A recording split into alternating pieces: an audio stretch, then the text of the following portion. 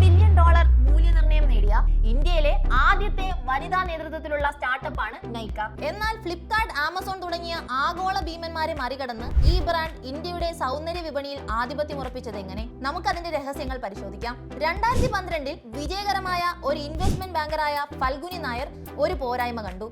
ഇന്ത്യയിൽ ഒരു സമർപ്പിത സൗന്ദര്യ ഇ-കൊമേഴ്സ് പ്ലാറ്റ്ഫോം ഇല്ലായിരുന്നു. അങ്ങനെ തന്റെ 50-ാം വയസ്സിൽ അവർ ജോലി ഉപേക്ഷിച്ച് നൈക്ക ആരംഭിച്ചു.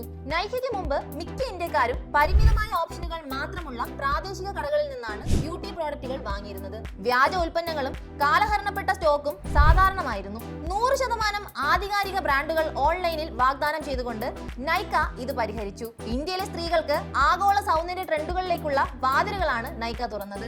ആമസോൺ, ഫ്ലിപ്കാർട്ട് തുടങ്ങിയവർ സൗന്ദര്യ ഉൽപ്പന്നങ്ങളെ മറ്റൊരു വിഭാഗമായി കണ്ടപ്പോൾ നൈക്ക എക്സ്ക്ലൂസീവ് സ്റ്റോറുകൾ, ബ്യൂട്ടി ട്യൂട്ടോറിയലുകൾ, ഇൻഫ്ലുവൻസർ ഡ്രൈവൻ ഉള്ളടക്കം എന്നിവ കൊണ്ടുവന്നു. അവർ ബ്രാൻഡിനെ ഒരു സമ്പൂർണ്ണ സൗന്ദര്യ ഹബ്ബാക്കി മാറ്റി. ഇന്ന് ഫൽഗുനി നായർ ഇന്ത്യയിലെ ഏറ്റവും സമ്പന്നയായ സ്വയം നിർമ്മിത വനിതയായി മാറി. ഈ ബിസിനസ് ഇന്ത്യയിലെ വനിതാ സംരംഭകരുടെ പ്രതീക്ഷയായി മാറി. ഇവിടെ നമ്മൾ പഠിക്കേണ്ട ഒരു പാഠം: ഒരു വിപണി കണ്ടെത്തുക, ഉപഭോക്താക്കളുടെ വിശ്വാസം നേടുക, ബ്രാൻഡിനെ അനുഭവമായി മാറ്റുക.